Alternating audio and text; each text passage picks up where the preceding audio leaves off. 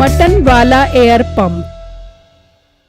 एक वक्त का किस्सा है। किसी गांव में एक बकरे का गोश्त बेचने वाला रहता था। उसने घर में काफी सारी बकरियां पाली हुई थीं। वो एक बकरी का गोश्त बनाता और उसे बेचने के लिए घर के करीब एक दुकान पर सेल करता था। एक दिन वो अपनी दुकान पर बैठा होता है कि एक ग्राहक उसकी दुकान पर आता है। भाई साहब, गोश्त क्या रुपए किलो दे रहे हो? भाईजान सिर्फ और सिर्फ 1400 रुपए किलो दे रहा हूँ। क्या 1400 रुपए किलो? इतना महंगा गोश्त? ना भाई ना, इससे बेहतर तो है मैं मुर्गे का गोश्त खा लो। ये बात सुनकर मीठे को बहुत गुस्सा आ जाता है। ओ भाई, तुझे मुर्गे और बकरे के गोश्त में कोई फर्क नजर नहीं आता। मुर्गी का गोश्त खाने से लोग मुर्गे की तरह सुस्त हो जाते हैं और बकरे का गोश्त खाने से लोग मेरी तरह खूबसूरत और चालाक हो जाते हैं। ओ भाई, अगर बकरे का गोश्त खाने से तुम्हारी तरह खूबसूरत होना है तो इससे बेहतर है कि मैं मुर्गे का गोश्त खा लो। ये कहकर वो ग्राहक साथ वाली दुकान पर मुर्गी का गोश्त लेने चला जाता है और मीठे को आज भी अपना गोश्त बिकता हुआ नजर नहीं आ रहा होता। यार, ये मैंने क्या काम शुरू कर दिया है। इस गांव के लोग तो बहुत गरीब हैं। ये बकरे का इतना महंगा गोश्त नहीं खरीद सकते। अगर मैंने गोश्त सस्ता बेचा तो मुझे नुकसान हो जाएगा। मुझे अब कोई हल निकालना पड़ेगा। मीठे को शाम हो जाती है लेकिन उसका गोश्त सेल नहीं होता। मीठा सारा गोश्त उठाता है और अपने घर चला जाता है तो उसकी बीवी कहती है, ओ मिठे, ये क्या आज तू फिर गोश्त वापस ले क्या गया? नहीं तो और मैं क्या करूं? तेरे इस गांव के लोग तो बहुत गरीब हैं। इन्हें बकरे की गोश्त की अहमियत का पता ही नहीं है। मुर्गी का गोश्त खा खा कर तेरे सारे गांव के लोगों की शक्लें मुर्गे जैसी हुई पड़ी हैं। नहीं, तू मेरा गांव तो ऐसे बोल रहा है जैसे गांव में जहेज में लेके आई थी। मिठे, बकरे का गोश्त बेचने के लिए अकल के साथ साथ शक्ल की भी जरूरत होती है और तेरी शक्ल जितनी मनहूस है तो गोश्त कहाँ से बिकेगा? आज तुझे मेरी शक्ल मनहूस लग रही है। जरा गौर से देख, इस शक्ल के पीछे तू शादी करने के लिए मरे जा रही थी। वो तो मिठे मेरी किस्मत ही खराब थी जो मुझे भाई बड्डू का डड्डू लड्डू नजर आ रहा था। पता नहीं मिठे, तूने मेरी आंखों के ऊपर कौन सा काला जादू कर दिया था, वरना बड़े बड़े सियासतदान के रिश्ते मेरे लिए लाइनें लगा के खड़े थे। हाँ हाँ, जितनी तू खूबसूरत है मुझे सब पता है। मेरी शक्ल देखकर तो चलो 1-1.5 किलो गोश्त बिक जाता है। तेरी शक्ल देखकर तो बकरे के गोश्त के छींचड़े भी न बिके। मिठे, मेरे से शर्तें न लगा बियो। तुझे मेरी कारीगरी का नहीं पता। तू देख, कल मैं तुझे गोश्त बेच के दिखा दूंगी। फिर अगले दिन नसीबो कैंची गोश्त लेकर दुकान पर आ जाती है तो एक ग्राहक उसकी दुकान पर आता है। नसीबो उसे देखकर हैरान रह जाती है। अरे भाई, आपकी शक्ल तो बिल्कुल नवाज शरीफ में मिल रही है। मेरी शक्ल नवाज शरीफ में नहीं मिल रही, बल्कि मैं खुद नवाज शरीफ हूँ। अरे नवाज शरीफ भाई, आप तो लंदन बैठे थे, यहाँ कैसे आ गए हो? बस मुझे तुम्हारा गोश्त यहाँ पर खींच कर ले आया है। अरे वाह नवाज शरीफ भाई, तभी तो जब मैंने बकरा ज़िबा करने के लिए बाहर निकाला तो बकरा मुझे जोर जोर से बोल रहा था कि मुझे क्यों निकाला, मुझे क्यों निकाला, ओ मेरी नसीबो खाला। अच्छा, ज्यादा बातें न करो, जल्दी 1 किलो गोश्त दे दो, मैंने लंदन भी वापस जाना है। अरे वाह नवाज शरीफ भाई, ये तो नसीबों की खुश नसीबी है जो आप 1 किलो गोश्त लेने के लिए लंदन से पाकिस्तान आए हो। लोग तो कसम से पागल है जो आपको बुलाने के लिए इतनी मेहनतें कर रहे हैं। आपके नाम का बकरा हलाल कर दे भी और आप पाकिस्तान वापस आ जाओ। फिर नसीबो कैंची उस ग्राहक को बकरे की कीमत बताती है तो वो रेट सुनकर हैरान रह जाता है। ये क्या इतना महंगा गोश्त? इससे बेहतर है कि मैं मुर्गी का गोश्त ही खा लूं। अरे वाह नवाज भाई, इतना पैसा लेके कहाँ जाओगे? थोड़ा सा पैसा हम गरीबों को भी दे दो, हमारा भी थोड़ा सा भला हो जाबे।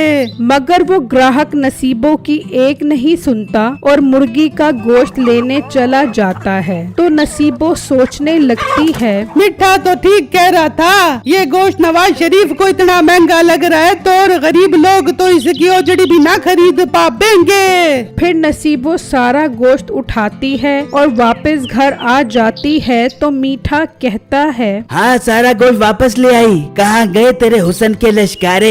या मेरी आंखें ही खराब हो गई हैं जो मुझे पूरा बकरा वापस नजर आ रहा है? नहीं मिट्टे, तेरी आंखें बिल्कुल ठीक हैं। मेरे हुस्न के लश्कारे इस गांव की गुर्बत के सामने फेल हो गए हैं। मिट्टे, तू कोई हल निकाल के हमारा गोश्त बिक जाबे, वरना तो खामखाम इन बकरियों का खर्चा उठाना पड़ जाएगा। अच्छा अच्छा, ज्यादा परेशान न हो, मैं कोई हल निकालता हूँ। पहले मुझे खाने के लिए कुछ बना दे, बहुत जोर की भूख लग रही है। मिट्टे, कसम से मैं बहुत थक गई हूँ, तू बाजार से कुछ खाने के लिए ले आ। फिर मीठा खाना लेने के लिए निकलता है तो रास्ते में उससे पंचर वाली दुकान नजर आती है, जहाँ एक आदमी साइकिल को पंचर लगा रहा होता है। उसे देखकर मीठे के जहन में एक आइडिया आता है। अरे वाह, इस पंप ने क्या कमाल का आइडिया दिया है। मैं इस पंप से अपने बकरे के अंदर हवा भरूंगा, उससे उसका गोश्त बहुत ज्यादा हो जाएगा। फिर हम कम कीमत पर भी गोश्त बेचेंगे तो हमें नुकसान नहीं होगा। फिर मीठा उस दुकानदार से पंप खरीद कर घर ले आता है। नहीं मिट्टे, तू क्या पंचर हो गया जो पंप खरीद के आ गया है? ओ बेगम, मैं ये पंप अपने लिए नहीं खरीद कर आया, बल्कि बकरे को पंचर लगाने के लिए खरीद कर आया हूँ। इस पंप से हम बकरे के अंदर हवा भरेंगे, फिर वो बहुत मोटा हो जाएगा और उसका गोश्त बेचेंगे और खूब मुनाफा कमाएंगे। मिट्टे, ख्याल करी कहीं तेरा बकरा फट ना जाबे और तुझे लेने के देनी न पड़ जाबे। फिर मीठा एक बकरा निकाल कर उसके अंदर पंप से हवा भरने लगता है तो बकरा देखते देखते बड़ा हो जाता है। मीठा और उसकी बीवी ये देखकर बहुत खुश होते हैं। फिर मीठा उस बकरे का हवा भरा गोश्त लेकर अपनी दुकान पर आता है और गोश्त मुर्गी से भी कम कीमत पर बेचने लगता है। अरे भाई, क्या बात है, ये तो तुम बहुत कम कीमत पर गोश्त बेच रहे हो। जी भाई साहब, मैंने सोचा इस गांव के लोग बहुत गरीब हैं, इतना महंगा गोश्त नहीं खरीद सकते, तो क्यों ना इन्हें कम कीमत पर गोश्त बेचा जाए ताकि लोग बआसानी सारा गोश्त खरीद सकें। वाह भाई वाह, क्या बात है, जल्दी से बना दो 2 किलो रान और पुट का गोश्त के खा कर मजा आ जाए। भाई जान, आप फिक्र मत करें, आपको ऐसा मजेदार गोश्त दूंगा कि आप याद करोगे। उस दिन मीठे का सारा गोश्त कम कीमत होने की वजह से बिक जाता है। ये देखकर मीठे की दुकान के साथ मुर्गी वाला बहुत परेशान होता है कि ये गोश्त कम कीमत पर कैसे बेच रहा है। मीठा अपनी दुकान से घर जाने के लिए निकलता है। और मुर्गी वाले, आज तो तेरी सारी मुर्गियाँ वेली बैठी कुकड़ो कुड़ो कर रही हैं। और मेरा वीर, तेरा मुकाबला है मेरे बकरे के गोश्त के साथ, तो शाबाश मेरा वीर, लगा रहे। फिर मीठा वहाँ से चला जाता है तो बिट्टू कहता है, बेटा तू इतनी कम कीमत पर गोश्त बेच रहा है, मुझे तो दाल में कुछ काला लगता है, बल्कि मुझे तो पूरी दाल ही काली लग रही है। कोई बात नहीं बच्चों, मैं इस रात से पर्दा उठा कर रहूंगा। फिर बिट्टू मीठे का पीछा करते करते उसके घर आ जाता है और उसका घर देखकर वहाँ से चला जाता है। मीठा नसीबों को सारा पैसा दिखाता है तो वो पैसा देखकर बहुत खुश होती है। मिट्टे, मेरी जान के टोटे, इतने सारे पैसे लेके आ गए, तूने तो कसम से कमाल ही कर दिए। बेगम देख ले, मेरी तरकीब काम कर गई है, ऐसा लोगों को उल्लू बनाया है कि सब याद रखेंगे। फिर जब रात होती है तो बिट्टू अपने घर से निकलता है और मीठे के घर के पास आ जाता है और छुपकर देखने लगता है तो मीठा और नसीबो कैंची बकरे के अंदर हवा भर रहे होते हैं। बिट्टू ये देखकर हैरान हो जाता है। अच्छा, तो मेरा शक बिल्कुल ठीक निकला, ये दोनों मियाँ बीवी बकरे के अंदर हवा भर के इसे मोटा करते हैं और फिर हवा भरा गोश्त बेचते हैं। आज आने दो इसे दुकान पर, मैं इसकी सारी हवा निकालता हूँ। फिर जब सुबह होती है तो मीठा अपनी दुकान खोलता है, लेकिन उस वक्त बिट्टू अपनी दुकान पर नहीं आया होता। ये मोटा अभी तक दुकान पर क्यों नहीं आया? इसे जला जला कर गोश्त बेचने का तो अपना ही मजा है। खैर मुझे क्या, मैं तो अपना गोश्त बेचता हूँ। गोश्त गोश्त गोश्त, ताज़ा ताज़ा बकरे का बगैर प्रेशर पानी के गोश्त, आ जाओ ले लो बकरे का ताज़ा ताज़ा गोश्त। मीठा अभी आवाजें लगा रहा होता है कि बिट्टू पुलिस के साथ वहाँ आ जाता है। मीठा पुलिस को देखकर डर जाता है। मीठे भाई, पुलिस इंस्पेक्टर साहब आपसे गोश्त लेने आए हैं, इन्हें जरा अच्छा सा का गोश्त दे दो।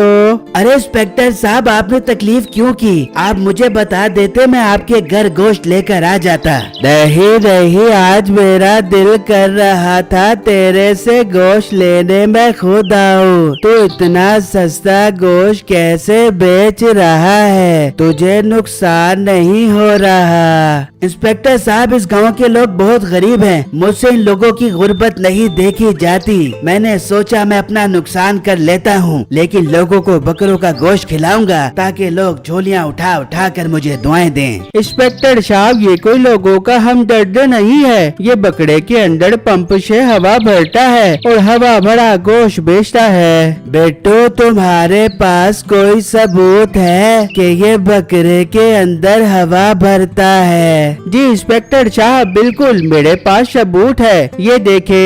फिर बिट्टू गोश्त के अंदर सुई मारता है तो उस गोश्त की सारी हवा निकल जाती है और सारा गोश्त वापस सुकड़ जाता है। ये देख देख कर मीठे को अपनी शामत नजर आती है। अच्छा, तो तू हवा भरा गोश्त बेचकर लोगों को उल्लू बना रहा है। इंस्पेक्टर साहब, मुझसे कसम उठवा लो, मैंने इसके अंदर हवा नहीं भरी, बल्कि मुझे लग रहा है इन बकरों ने खुद ही हवा खा ली है। बकरा तो चारा खाता है, हवा नहीं खाता।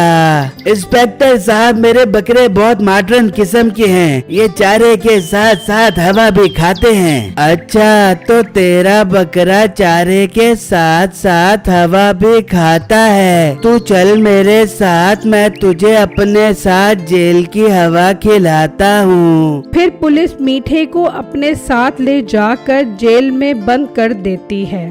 अगर आप मीठे और बिट्टू की मजीद फनी वीडियो देखना चाहते हैं तो हमारे दूसरे चैनल ड्रीम स्टोरीज मस्ती को अभी सब्सक्राइब करें। शुक्रिया।